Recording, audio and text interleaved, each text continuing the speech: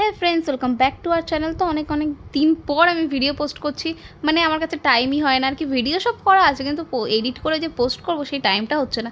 তো বাড়িতে পি এসেছিলো, পি এখন বেরিয়ে যাচ্ছে আর মা আর আমি যাচ্ছি, এসে গেছে আর কি মেকআপ ক্লাস। তো আজকে আমার মেকআপ ক্লাস রয়েছে আর এখানে আজকে মাকে সাজানো হবে, ওর জন্য মাকে ধরে বেঁধে নিয়ে এসেছি।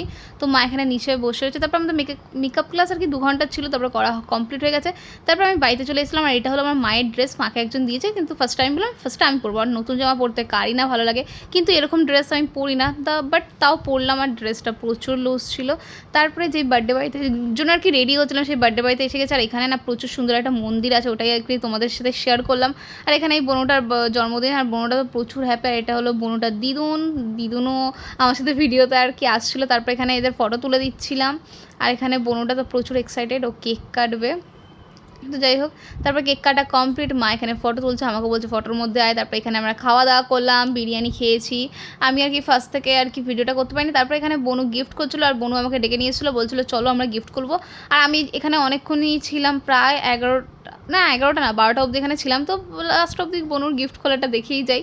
তো বনু এখানে গিফট খুলছে আর প্রচুর হ্যাপি। মানে সত্যি গিফট পেলে কে না ভাই, মানে আর কি সবারই মুডটা তো হ্যাপি হয়েই যায়। তো যাই হোক, ও এক এক করে গিফট খুলছিল আর আমি এখানে দাঁড়িয়ে ভিডিও করছিলাম। আর আমার ফোনে একদমই চার্জ ছিল না। আমি ভাবছি কি ভিডিও কি হবে কি হবে না। আরও অনেক ভিডিও করেছি কিন্তু সেইগুলো ক্লিপগুলো দিতে পারলাম না, কিছু আই থিঙ্ক ফোনে প্রবলেম হচ্ছে, ওর জন্য আর কি দিতে পারিনি। তারপর এখানে বনু এক একটা গিফট পেয়েছে, এইসবই দেখছিলাম। তো ও তো প্রচুর হ্যাপি, আর গিফট পেলে না কারাই না হ্যাপি হয়। তো এখানেও এগুলোই দেখাচ্ছিলো খুলে খুলে। না আমি বলছিলাম যে হ্যাঁ তুই দেখা আমার ভিডিওর মধ্যে, আর আমার ভিডিওটা অনেকটা বড় হবে। তারপর বোনটাকে টাটা করে আমিও বাড়ি চলে এসেছি। আর এখানে আমরা চলে এসেছিলাম রোডে। আর এখন প্রায় 12:30 একটা বাজতে যায়।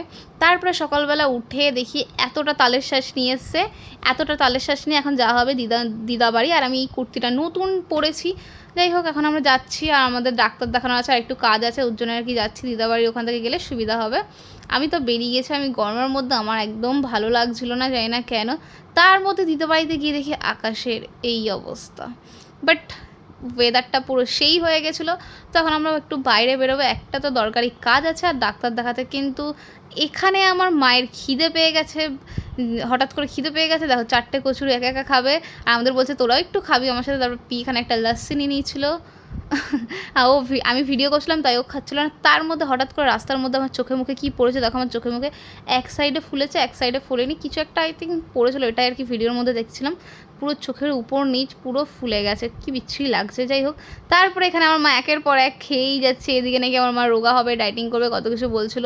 তারপরে মা যাই হোক এখানে একের পর এক মিষ্টি হ্যানা ত্যানা ম্যানা খাচ্ছিল। এখানে আমাকে খাইয়ে দিয়েছিলো, আমি মুখে জল দিয়েছি, তারপর আমার মুখটা একটু চুলকানিটা কমেছে। তো যাই হোক, আজকের ভিডিওটা এইটুকু।